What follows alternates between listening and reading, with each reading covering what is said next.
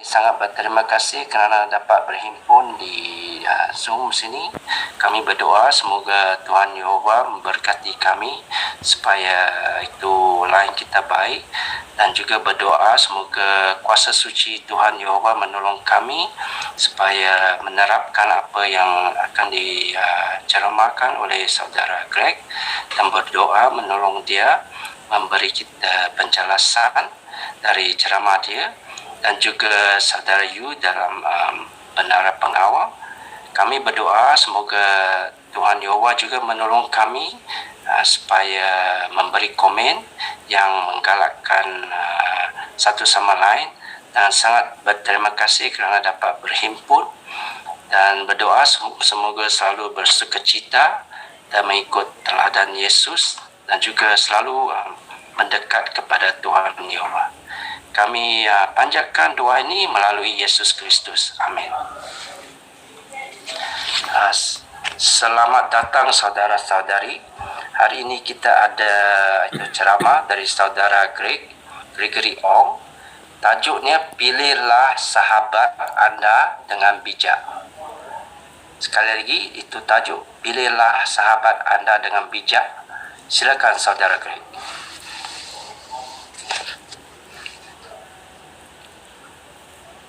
Dalam hidup kita akan buat banyak keputusan yang besar, keputusan yang penting, seperti teman hidup kita, pekerjaan kita, di mana kita mahu tinggal.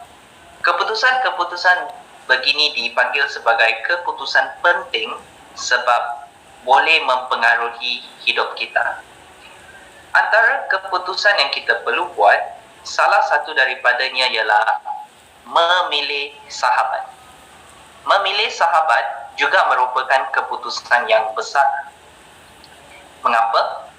Kerana keputusan ini juga akan mempengaruhi hidup kita.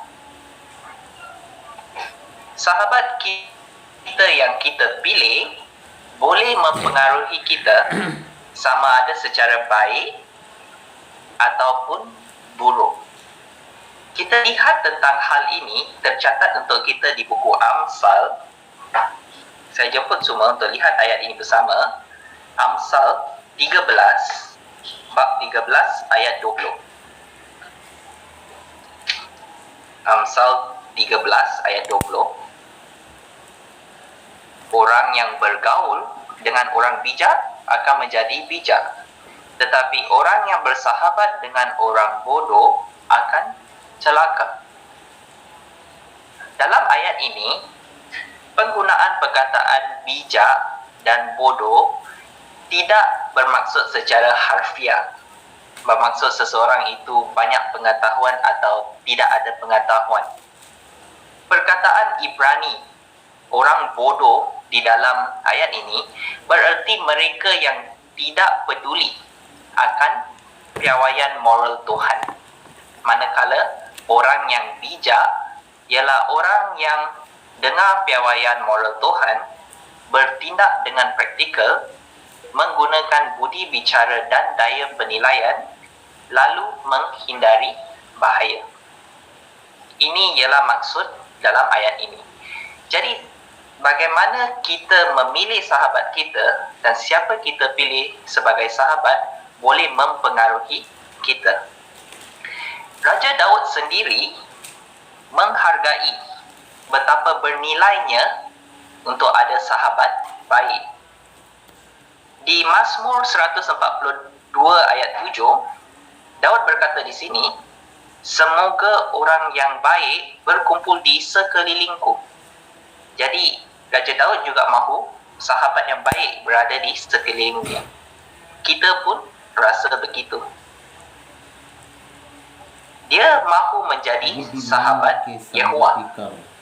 Sebagai orang Kristian, Yehova lah sahabat kita yang terbaik. Untuk menjadi sahabat Yehova, Raja Daud juga sedar bahawa dia tidak boleh bergaul dengan orang jahat.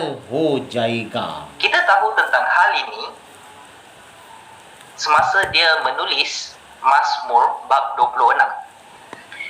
Saya jemput semua untuk buka pada ayat ini, Mazmur bab 26, dan kita akan bincang beberapa ayat di dalam bab ini dan lihat bagaimana ayat ini boleh memberi kita faedah jika diterapkan dalam kehidupan kita. Mazmur bab 26. Pertama sekali kita akan lihat ayat 4. Aku tidak bergaul dengan orang yang licik. Aku menjauhkan diri daripada orang yang berpura-pura. Orang sebegini, Raja Daud elak daripada bergaul dengan mereka. Kerana orang yang licik dan orang berpura-pura, kalau kita lihat perkataan berpura-pura ini, nota kaki, bermaksud bermuka dua. Jadi, orang yang bermuka dua selalu ada niat tersembunyi semasa melakukan sesuatu. Mereka tidak ikhlas. Dan sentiasa apabila mereka melakukan sesuatu, mereka akan mencari kepentingan sendiri.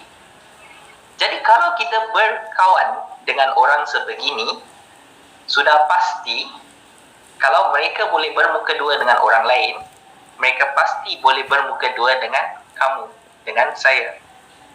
Jadi kita berwaspada terhadap orang sebegini. Dan kalau kita lihat di ayat 10, mereka selalu melakukan perbuatan yang memalukan. Mereka suka menerima rasuah. Orang sebegini juga Daud elakkan. Orang yang suka menerima rasuah, orang yang tamak, tidak setia. Mereka tidak ada pendirian kerana senang menerima rasuah. Dan perbuatan memalukan seperti mungkin menggunakan kata-kata kesat dalam percakapan, lawak jenaka yang lucah, hidup yang tidak bermoral, dan banyak lagi. Ini ialah contoh orang-orang yang Raja Daud elak daripada bergaul dengan mereka. Jadi kita lihat bahawa untuk menjadi sahabat Yehova, amat penting untuk kita elakkan daripada bergaul dengan orang sebegini. Namun ini bukan sahaja senarai yang ada. Mengikut prinsip daripada Bible, kita boleh bezakan yang mana satu sahabat yang baik, mana satu sahabat yang jahat. Daud sendiri mempunyai persahabatan yang baik.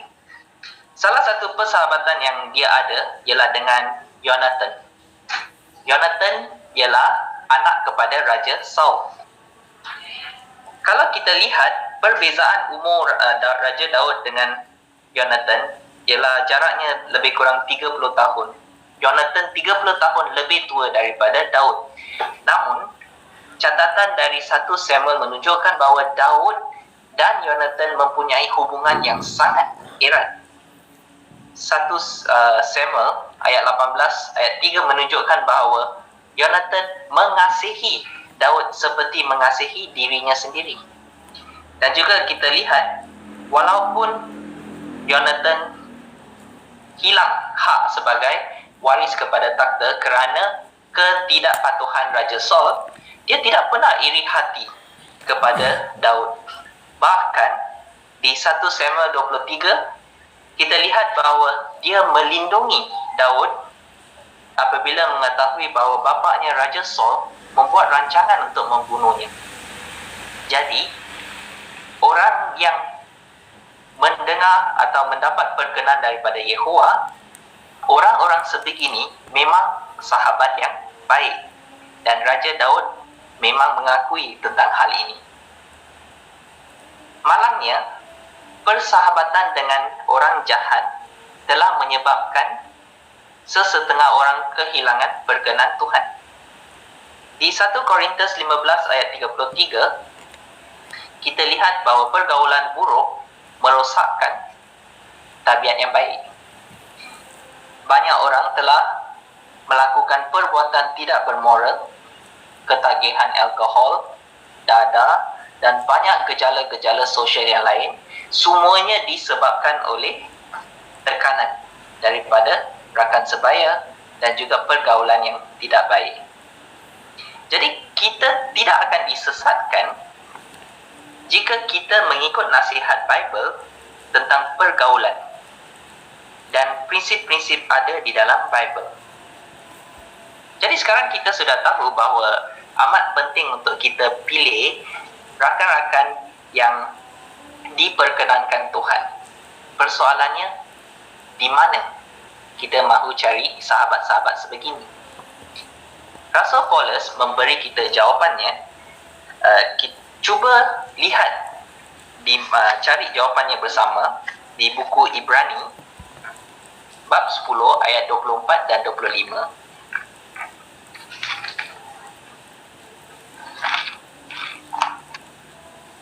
Ibrani bab 10 ayat 24 dan 25.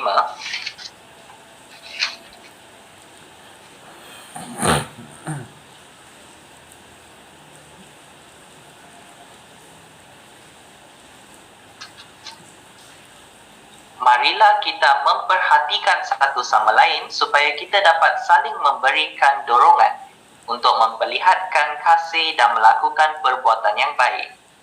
Janganlah abaikan perjumpaan kita seperti yang biasa dilakukan oleh sesetengah orang.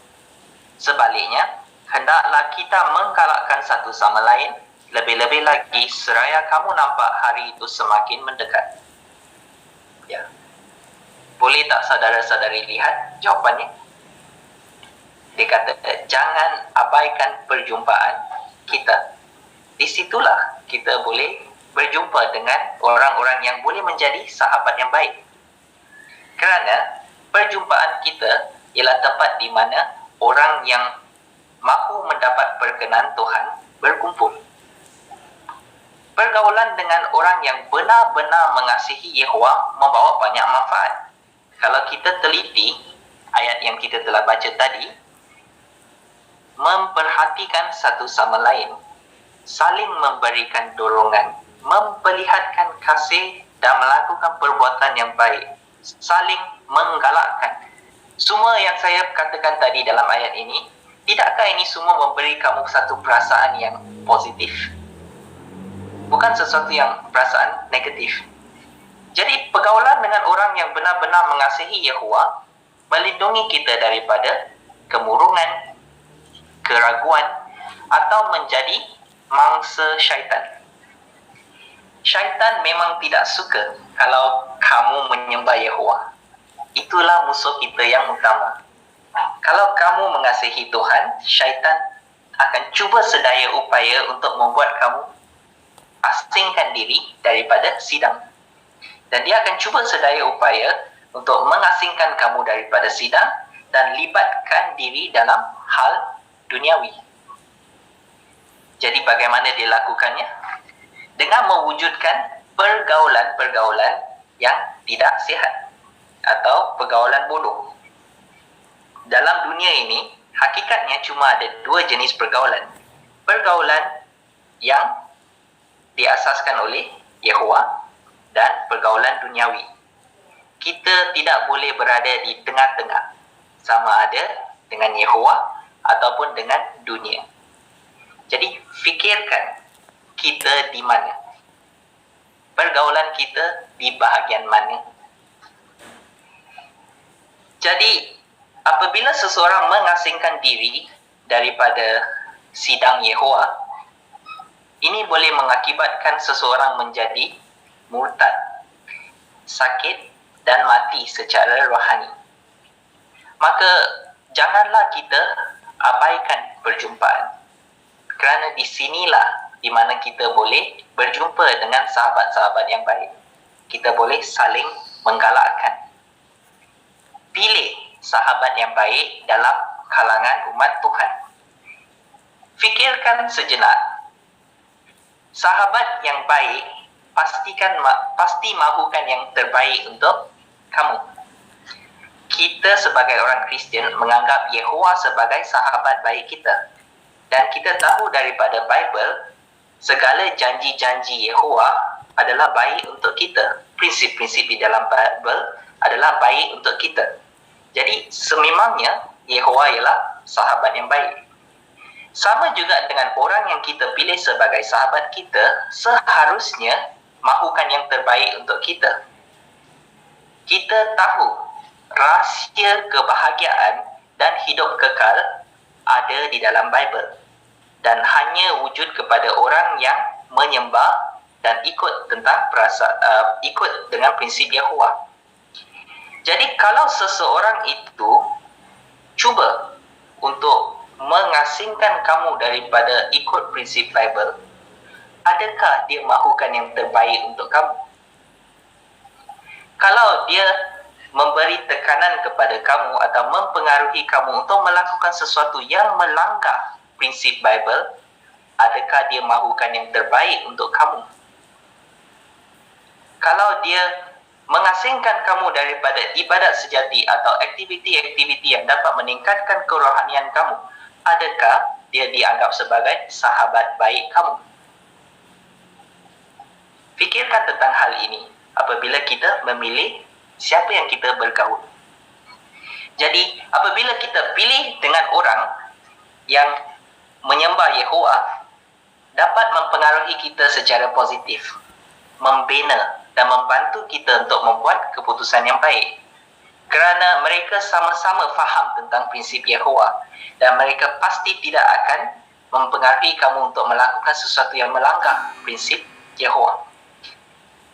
Kita sendiri mahu menjadikan diri kita sebagai sahabat baik kepada orang lain. Jadi kita sendiri seharusnya berusaha untuk memupuk sifat-sifat yang diperkenankan Tuhan agar kita boleh menjadi sahabat baik kepada orang. Prinsip yang sama harus membimbing kita semasa kita memilih teman hidup kita atau pasangan. Seperti yang kita tahu, banyak orang kata kita kawan-kawan dahulu, baru bercinta, baru kahwin. Selalunya begitu.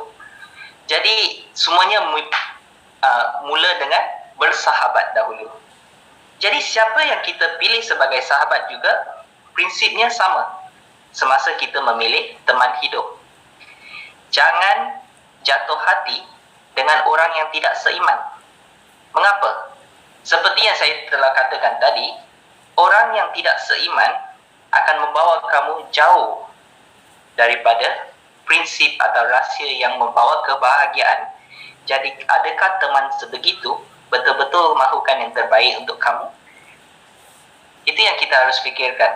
Dan juga di 1 Korintus 7 ayat 39, di situ kata ialah perkahwinan ialah ikatan sehidup semati. Jadi ini ialah keputusan yang serius. Siapa yang kita pilih sebagai teman hidup kita akan mempengaruhi keseluruhan hidup kita. Jadi fikirkan, hanya pilih calon hidup yang menunjukkan kesetiaan dan sifat-sifat rohani. Ini yang terbaik untuk masa depan kita. Kita harus berusaha sedaya upaya untuk menghindari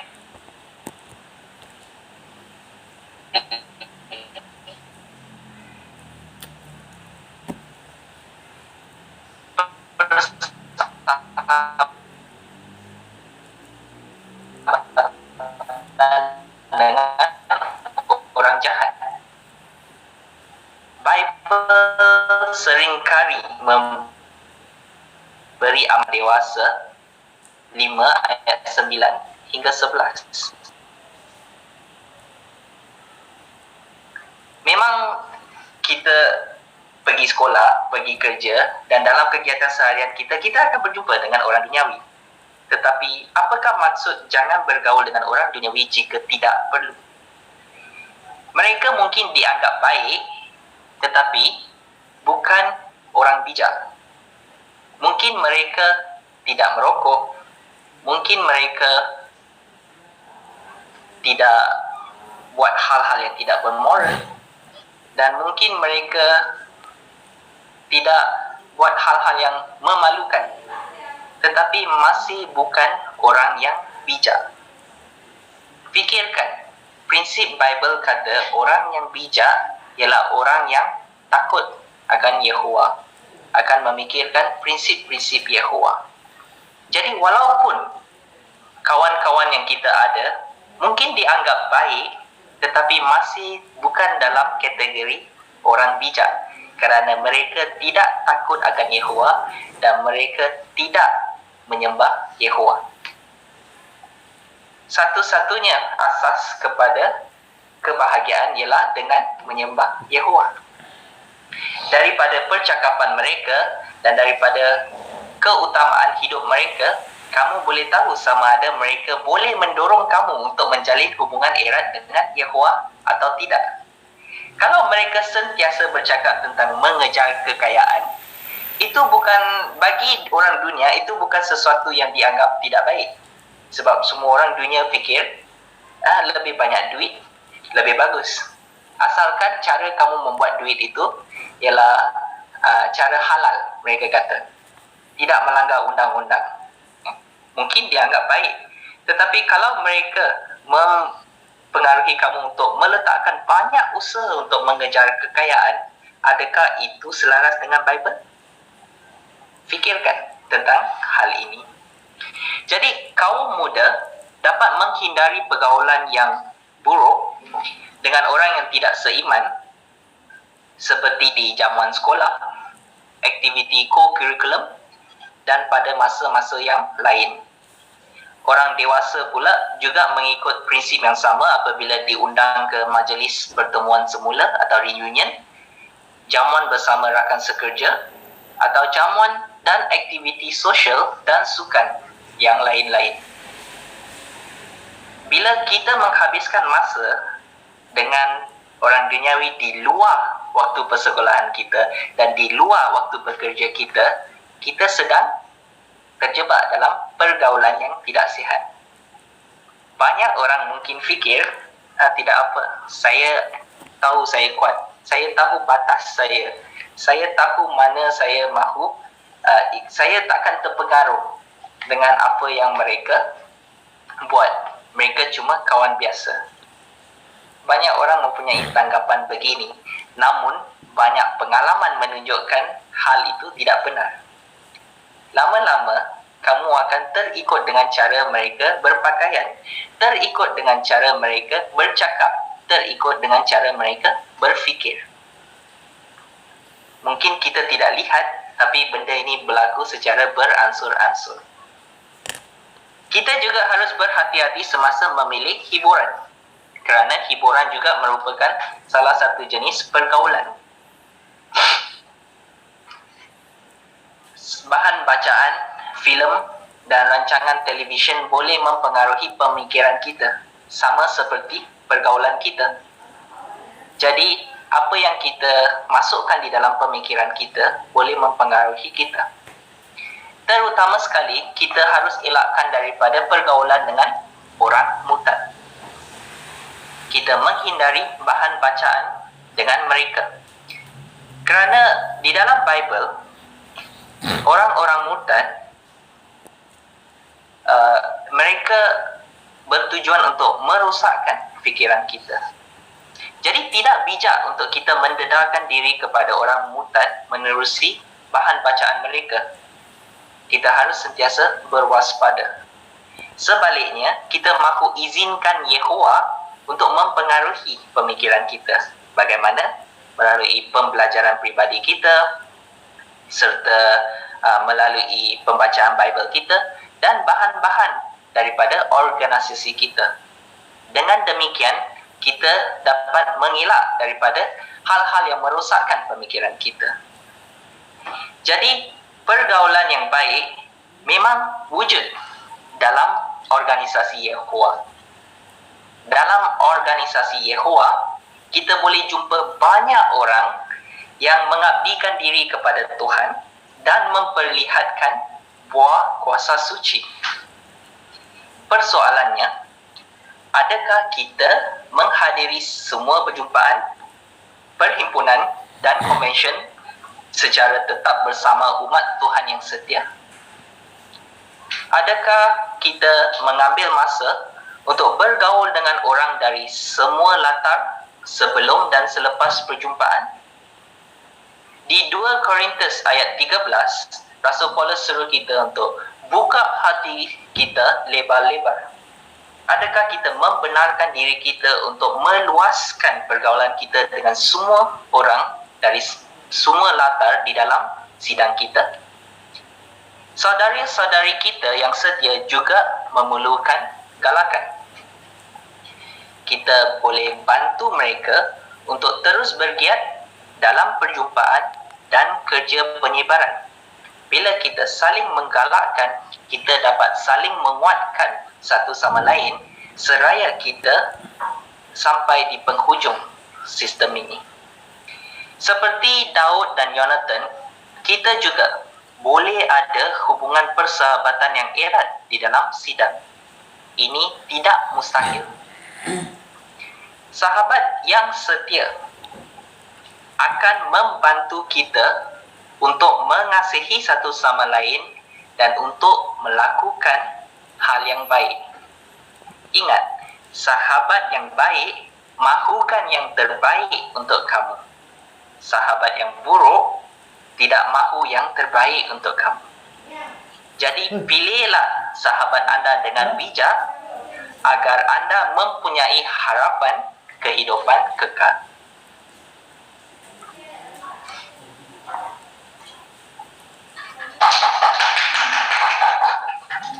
Terima kasih Saudara Greg atas ceramah tadi, dan pentingnya pilih pergaulan dengan Yehova dan rakan-rakannya.